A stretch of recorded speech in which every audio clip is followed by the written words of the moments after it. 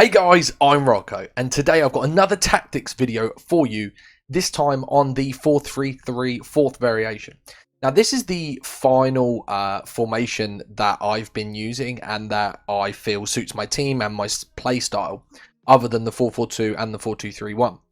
I've already uploaded my tactics for the 4-4-2 and the 4-2-3-1 on YouTube. So if you guys haven't already seen them, I will leave a link down in the description, and I'll also leave a playlist above you right now, which will take you to my tactics, and you can choose which formation you want to see. So this is the team I'm probably going to be using for Weekend League tomorrow. Also, guys, let me know down in the comments if you're playing Weekend League, what you're aiming for, and if you're excited or devastated or anything like that about it. I'm kind of pleased and looking forward to playing it, but really nervous at the same time. I will be streaming all of my games live on Twitch at www.twitch.tv/Roccos11. So if you haven't already, come on over, drop me a follow, and yeah, come and say hello, and then talk to me through your Weekend League. If you guys need any help with your team upgrades, your tactics, or anything like that, as I say, I'll be live every day from 5 PM. So you guys can ask me any questions you may have. The only update I'm probably going to make is put Son on the left-hand side here, and then maybe bring in Tellez before tomorrow. So let's go and have a look at the tactics. So the formation we're going to be using is the 4-3-3 fourth variation, as well as my 4-2-3-1 there and my 4-4-2. Now, I feel like the pressure on heavy touch is really working, and that is what you need in defense with a 5 width, and I've upped my depth for this formation to 6. That's just because when I was playing on a lower depth, there was quite a big gap between my wingers and my fullbacks. So with this depth, my wingers and fullbacks are much more aligned, and they are in front of the defenders, so they can make the pass and things like that. Now, offensive style, I started on balanced, which I quite liked, but I feel like fast build-up play with this formation really works, because it allows your wingers just to spread up the line instantly, and it gives you an option on both sides. And that is why I have the width so high at 7. Now, this is just because you get the ball from the fullbacks and you can play that counter-attacking football, play up the line. That fast build-up is really effective with this specific formation. When it comes to playing the box, I've got 6. And that's just to... Basically, I've got my 2 wingers, I've got my striker, I've got my cam, and then I've got my 2 midfielders that I also want to get involved in the play. They're the 6 that will be in the box. It can leave you a little bit isolated, but because of the high line that I play, my centre-backs, it allows them to win the ball back quickly if it does come out of the box. Now, when it comes to corners and free kicks, I use 3 and 3. Again, this is personal preference, guys. It literally depends on how you play. If you want a lot of players in the box for corners, put a lot of players in. If you don't, you don't. Like, that's personal preference for you.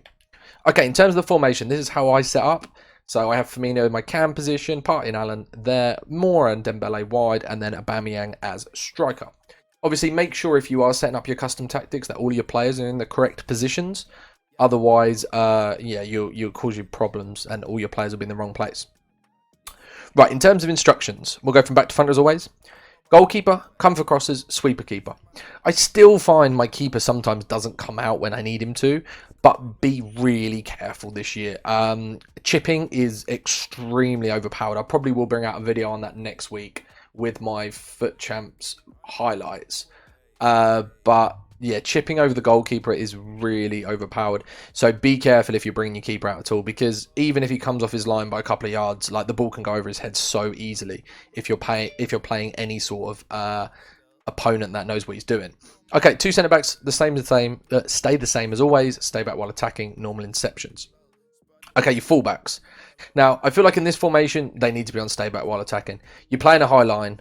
You are playing fast build up when going forward. They need to be on stay back while attacking. The only formation that I don't play stay back while attacking is the 4-4-2, where I play an overlap.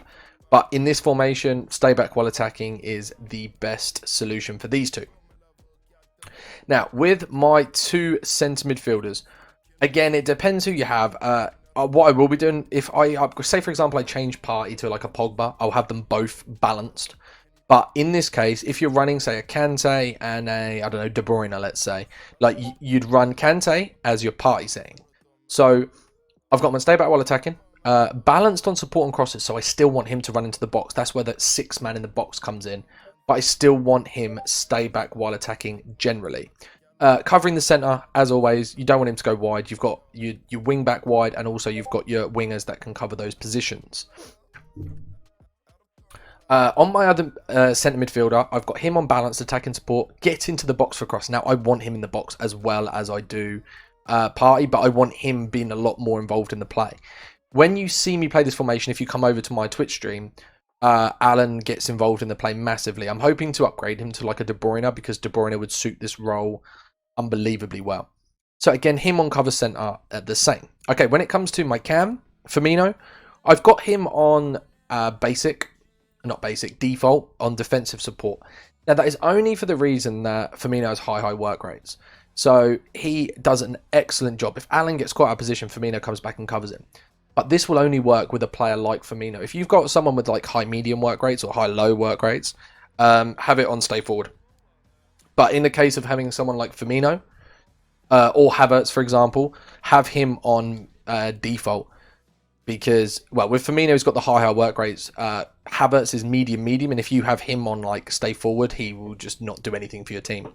So make sure you're careful and make sure you check your work rates on your players before you decide exactly what to have them on position-wise. In terms of Aubameyang, my striker, stay central, get in behind, stay forward. Now, I usually like to have him on getting behind. The only way I wouldn't have my striker here on getting behind is if I had a slow one.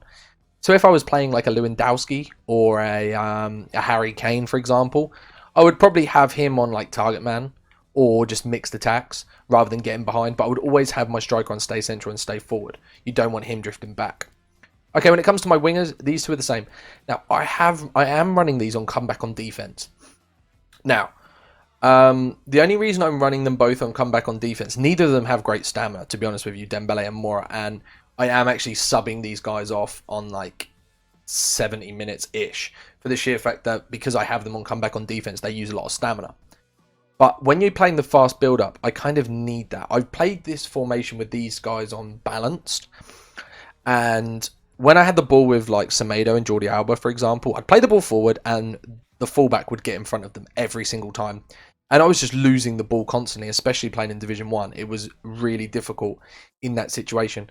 So I have these now on comeback on defense, and then it just allows me on the fast build-up, I can play the 1-2s with my centre midfielders and my cam, and then them to stay wide. Now, chance creation, I leave this on default. I was going to have them on cut inside, but the only problem with cut inside is there's no width. So I have them on default. They do cut inside, but not as often as if you ask them to. Support runs getting behind. Now, you know, if I've got the ball on my fullback, I want to play the ball down the line and play that through. So Dembele and Mora act as kind of like, you know, the second and third striker. Also get into the box for cross. Now, again, in this formation, I think this is probably your most important instruction on any member of your team. And that is for the fact that crossing onto the back post. If you get the ball early with your right winger and you can see your left winger making that run, crossing onto that back post is so overpowered and they will score so many goals using this tactic. So they are the instructions that I'm using on the 4-3-3 fourth variation. If you guys use anything different, you know, let me know down in the comments. Also, let me know how you're getting on your weekend league and everything like that. I'll be really interested. If you guys haven't already, please subscribe to the channel. Please hit the bell so you don't miss a video. I don't want that. And as always, guys, thank you for watching.